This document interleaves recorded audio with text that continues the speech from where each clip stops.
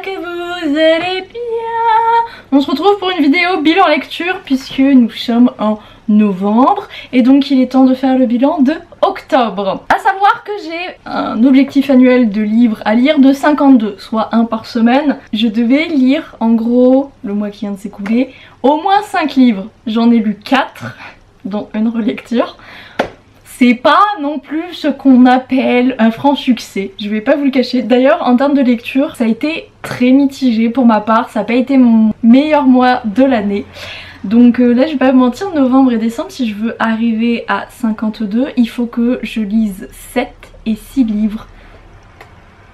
On va bien s'amuser. Donc je vais commencer par le premier livre que j'ai lu, c'est Les Promesses oubliées de Liv Fox. Je l'ai lu en e-book, elle me l'a passé très gentiment because je connais Liv en fait, on papote beaucoup sur Instagram et donc elle m'a fait passer dans son programme VIP pour que je le lise et que je puisse laisser un petit commentaire sur Amazon. Je l'ai lu. Faut savoir que je lis de la romance historique, c'est pas un genre où je vais tout le temps mais ça m'arrive d'en lire régulièrement quand même, genre plusieurs fois dans l'année, d'aller vers une ou deux lectures de romance historique, donc je connais quand même un petit peu le genre. Là en plus on est sur ce que je préfère, alias l'Écosse, voilà, c'est dans le trio des pays que j'ai très envie de visiter avant de mourir, c'est à dire que tant que j'ai pas visité le Japon, le Canada et l'Écosse, je ne peux pas mourir, je suis immortelle, sachez-le. Et du coup l'Écosse m'a toujours beaucoup intriguée, sans doute parce que adolescente, je pense vers mes 12-13 ans, j'ai lu le premier tome d'Outlander, donc ça je pense contribue à beaucoup de choses. Ici on va suivre Ava, l'enfer, me souvenir des prénoms, on va suivre Ava qui est dans une famille quand même très fortunée d'une petite île d'Écosse. Par des circonstances, elle va être amenée à aller à un bal et là elle retrouve son mec qu'elle pensait mort. Voilà, elle était fiancée avec, il est parti faire la bataille de Waterloo, il a été déclaré mort, elle a mis beaucoup de temps à s'en remettre et en fait 7 ans plus tard, pouf, le gadjo réapparaît. Mais qu'est-ce que c'est ça? Voilà, compris en fait qu'il s'était fait passer pour mort, qu'il l'était pas réellement et qu'il lui avait fait subir ce chagrin là. Elle lui en veut beaucoup, ce qui est totalement légitime, je pense que n'importe qui s'en voudrait. Lui à côté de ça l'aime toujours, il n'a pas envie de se remettre avec parce que pour lui c'est un homme mauvais, voilà, donc je vous laisse comprendre pourquoi il pense ça. Sauf que y a un petit souci, il hérite en fait d'Omen qui appartenait à son meilleur ami qui est mort à la bataille de Waterloo, lui non, et en fait il a tenu une correspondance avec le papa de son meilleur ami. Et donc quand le papa de son meilleur ami décède, il lui lègue vraiment un magnifique domaine, et il y a des petits soucis de politique, etc. Bref, en gros Ava doit se marier avec lui.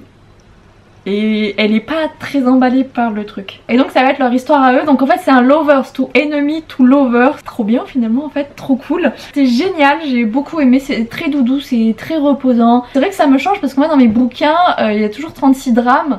Là c'est pas trop le cas. Ça fait du bien aussi. Vraiment j'ai passé un excellent moment. Je vous le conseille si vous lisez de la romance historique. Après je pense que si vous traînez sur Amazon, vous connaissez déjà Liv. Parce que on va pas se mentir que même moi qui ne suis pas une grande fan de romance historique, je la connaissais avant qu'on papote sur Instagram, à sachant que c'est grâce à cette chaîne YouTube d'ailleurs qu'elle m'a contactée, donc merci petite chaîne YouTube, tu m'as tellement apporté dans ma vie.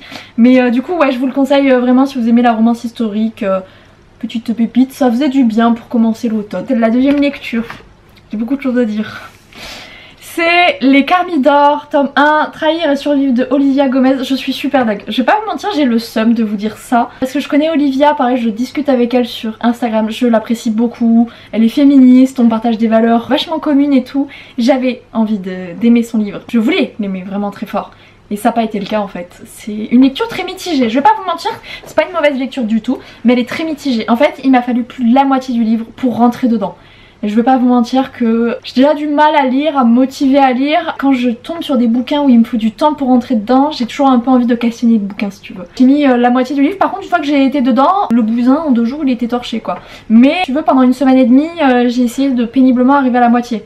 Le livre fait 500 pages je crois à peu près. En gros pour vous expliquer c'est un peu comme Game of Thrones. Sachant que je n'ai pas lu Game of Thrones, moi j'ai juste vu la série, j'ai les bouquins en plus de Game of Thrones. Enfin j'ai pas tous les livres mais j'ai les premiers tomes. Et c'est vrai que dans l'idée ça ressemble très fort à Game of Thrones, puisque vous suivez plusieurs grandes familles qui ont chacun leur blason, elles sont représentées aussi par des animaux. Le roi va être détrôné, c'est une autre personne qui va être mise à sa place. Et donc on va suivre les différentes familles, déjà celle qui aurait dû devenir la future reine qui se retrouve en exil. On va suivre les Carmidor qui sont un petit peu la famille, je sais pas si par la suite ensuite on va se concentrer sur d'autres familles, mais là pour le coup dans ce bouquin là, même si on a une multitude de points de vue, c'est surtout sur les Thermidor qu'on va se pencher, et c'est notamment, je crois qu'elle s'appelle Gia, ouais les prénoms j'ai honte, Giorda, et on va suivre notamment Giorda, la fille aînée des Thermidor. Ils sont 4. 2 garçons, 2 filles. Dans les filles, il y en a une qui est une bâtarde, c'est une enfant illégitime, qui a été reconnue quand même par son père. Et à côté de ça, il y a plein de familles. Et en fait, le problème, c'est que il y a beaucoup de points de vue. Le problème, évidemment, c'est que moi, je tombe toujours sur les personnages qu'on ne voit jamais. C'est-à-dire que notamment, la bâtarde, tout de suite, c'est un personnage sur lequel j'ai énormément accroché. On l'a presque pas suivi, mais alors vraiment presque pas, j'ai un peu le seum. Le petit frère aussi des Thermidor que j'aimais bien, qui s'appelle Dorio. Ah là, vraiment je suis désolée hein, vraiment. Lui je l'ai beaucoup aimé aussi, et le problème c'est que Giorda, dont c'est quand même, je pense que on est à 50% de point de vue sur elle. En tout cas c'est l'impression que j'en ai eu, je ne pouvais pas la saquer. Comment vous dire que ça a été très compliqué dans ces cas-là d'apprécier le bouquin quand le personnage finalement sur lequel on se focus est à mon goût insupportable. C'est vraiment, vous savez, la fille de noble, elle sait ce qu'elle vaut, elle est très belle. Il y a un accent aussi qui est beaucoup mis sur sa beauté, qui m'a un peu saoulée quoi. Et elle est vraiment imbue d'elle-même. Elle est censée bien connaître les intrigues de la cour, et pour autant j'ai trouvé qu'elle faisait pas des moves incroyables. Son ego va lui jouer des tours forcément. Hein. Faut savoir aussi que c'est à la 3e personne, et j'ai de plus en plus de mal moi à la 3e personne, même si le fantasy c'est sachant que c'est un fantasy de mœurs, donc en fait si vous voulez c'est un fantasy mais il n'y a pas de magie, il n'y a pas de dragon, il n'y a pas de ça, c'est juste dans un monde imaginaire. C'est vrai que la 3e personne j'ai un peu de mal avec ça, parce que tout simplement je rentre moins dans l'histoire quoi, ça me prend plus de temps. On multiplie les personnages et qu'en fait si vous voulez il y a des chapitres, ils sont très courts et c'est des personnages qu'on ne retrouve pas avant plusieurs chapitres. T'as du mal à t'accrocher à eux en fait. Du coup focus sur un seul des personnages, le seul que je n'ai pas aimé en fait. Au fur et à mesure du livre j'ai quand même commencé à aimer Giorda, en fait quand elle se prend des coups dans la gueule et que je l'ai trouvée beaucoup moins imbue d'elle-même et plus humaine tout simplement. À savoir aussi gros trigger warning, Olivia a un super boulot, il y a un site les Thermidor et il y a une page réservée au TW, donc si vous avez envie de voir, parce qu'il y a vraiment des thèmes très sombres, notamment des agressions sexuelles. Voilà, donc je tiens quand même à le préciser. C'est pas le livre que je vous conseillerais. Je pense que pour des personnes qui possiblement ont l'habitude du fantasy, oui. Pour des novices ou des débutants, je conseillerais pas des masses parce que j'ai trouvé quand même globalement un peu long. Je pense qu'il y a plus simple pour débuter sur de la fantasy, donc c'est pas lui que je vous conseillerais. Je pense quand même que je vais lire le tome 2, ne serait-ce que pour soutenir Olivia quand même. Mais c'est vrai que j'en attendais... En vrai je m'attendais pas à grand chose, juste j'étais certaine d'aimer, et comme ça n'a pas été le cas, je pense que cette déception elle est renforcée aussi par ce côté là, tu vois. Donc ouais, je suis désolée Olivia, mais... J'aurais aimé vraiment aimer ton livre et ça n'a pas été le cas, et je suis un peu deg en vrai, mais du coup voilà. Donc après les Thermidor, j'ai passé presque 2 semaines sur les Thermidor, il me fallait un truc simple. Et en plus à ce moment là, j'étais chez ma meilleure pote, je me suis levée super tôt et tout. Bref, il fallait que je le lise sur mon téléphone, donc qu'est-ce que j'ai fait? Et ben j'ai relu Meilleurs ennemis de Sally Thorne. Voilà! Moi j'avais lu en fait en juin, ça avait été un énorme coup de cœur, genre le bouquin que tu veux pas lâcher. J'avais besoin d'une lecture où je savais que ce serait simple, où ce serait bien, où j'allais me mettre dedans et juste kiffer ma vie. Et du coup c'est ce que j'ai refait. J'ai pas eu le même engouement forcément parce que je connaissais l'histoire, mais ça a quand même été tellement reposant, puis je pouvais lire, tu sais, genre j'avais pas l'impression de me forcer de voir les pages défiler, tu vois. Tu regardes et tu fais pour 50 pages de passé comme ça, bim. Et c'était trop bien, c'était trop cool. En gros vous suivez Joshua et Lucy, son collègue de travail, ils ont le bureau l'un face à l'autre et en fait ils se détestent. Ils ont chacun leur directeur de maison d'édition qui ont fusionné, ils ont gardé les deux PDG quoi. Elle est donc avec son éditrice, lui avec l'éditeur. Ils se tirent la bourre en gros, ils cherchent tout le temps à se fighter. Qu'au jour où elle le cherche un petit peu, elle prétend qu'elle a un rendez-vous amoureux alors que c'est pas le cas parce qu'elle s'est super bien fringuée pour lui foutre le seum. Sauf que lui du coup comprend un peu qu'elle a personne, proposé à un collègue de sortir sachant que ce collègue quitte l'entreprise donc c'est pas très gênant.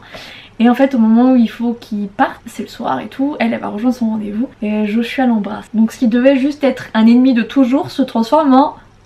Il est BG, il l'embrasse très bien et qu'est-ce que c'est que ce bordel? C'est vraiment trop bien, je peux que vous le conseiller, c'est vraiment...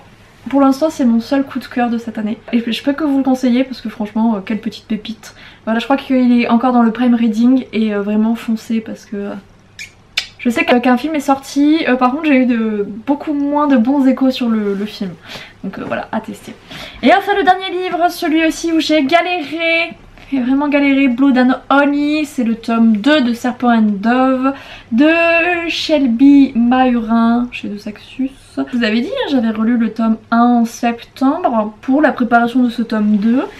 Et comment vous dire que...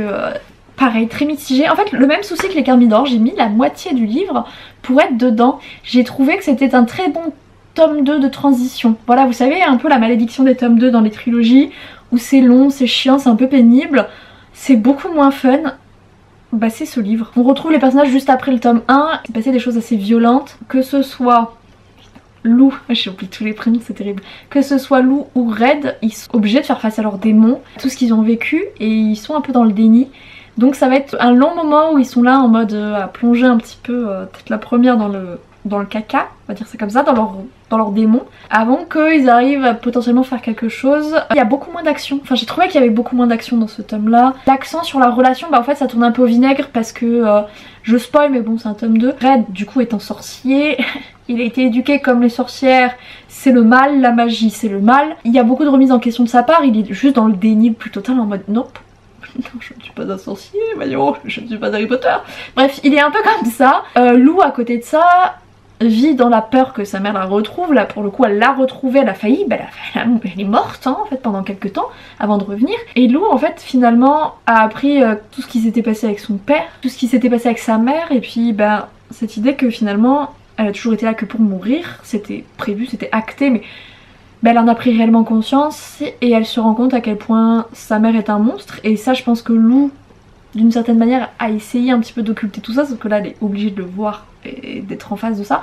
Et surtout, il va falloir qu'elle s'organise parce qu'elle veut pas mourir et que pour ça, il va falloir aller chercher des alliés qui ne sont pas très coopératifs. Donc ça va être ça pour le tome 2. Il m'a fallu une bonne moitié pour rentrer dedans, pour que l'histoire en fait démarre réellement. J'ai trouvé que là, la moitié du livre, ça commence enfin à bouger un peu. Mais ça a été long, ça a été pénible. C'est surtout la fin, hein, voilà, qui est vraiment cool. J'ai adoré parce que la fin, en fait, si vous voulez, vous êtes dans des catacombes, il y a une ambiance très particulière qui m'a un peu rappelé dans le style Caraval. Vous savez, cette aura de mystère, d'énigme, vous savez pas trop où vous êtes, c'est un peu chum. Oh, c'est vraiment une atmosphère que j'adore. Cette partie-là, là, vraiment la dernière partie du bouquin était géniale. Il y a des choses que j'avais vues à peu près venir, c'est-à-dire qu'on lance un message comme ça, je me suis dit ok, j'ai compris qu'un tel va se passer ça, et en effet c'est ce qui s'est passé. Bon, je suis pas sûre que ce move de l'autrice était absolument nécessaire, à voir ce que ça donne pour le tome 3, hein, parce que ça va avoir des conséquences, mais j'étais pas convaincue. En bref, je pense que le tome 3 sera bien meilleur, mais c'est vrai que ce tome 2, le souci des tomes 2, pour le coup j'ai trouvé qu'il y avait le souci des tomes 2, moins bien que le tome 1, et je suis presque sûre qu'il va être moins bien que le tome 3, alors que j'ai pas lu le tome 3, mais je suis pratiquement certaine que comme c'est une trilogie, bataille finale et compagnie, le tome 3 va être cool. Donc voilà pour mes lectures, vous voyez qu'on est quand même globalement sur du mitigage, voilà, je suis très mitigée sur mes lectures, j'ai mis beaucoup de temps à rentrer dans ces... des 2 livres papier que j'ai en fait, j'ai mis beaucoup de... en plus rouge, j'ai mis beaucoup de temps à entrer dans cela et en fait ça m'a fait perdre du temps. J'étais là en mode yes, il faut que je lise parce que j'aimerais bien respecter mon objectif, ça va être un fail. Mais bon écoutez, c'est la vie des vies. Là actuellement je suis en train de lire Dark Rise de CSP Paka. Bref, pour l'instant il a l'air pas mal, Donc voilà pour mes lectures de octobre. J'espère que ça vous aura plu, vous aurez passé un bon moment. N'hésitez pas à me dire si vous avez déjà lu ces bouquins là, ce que vous en avez pensé, et sinon ce que vous avez lu et qui vous a plu, parce que j'avoue j'ai une palle gigantesque mais on n'en a jamais assez. Moi je vais vous laisser, je vous fais à tous de gros bisous, je vous aime tous très fort, ciao ciao.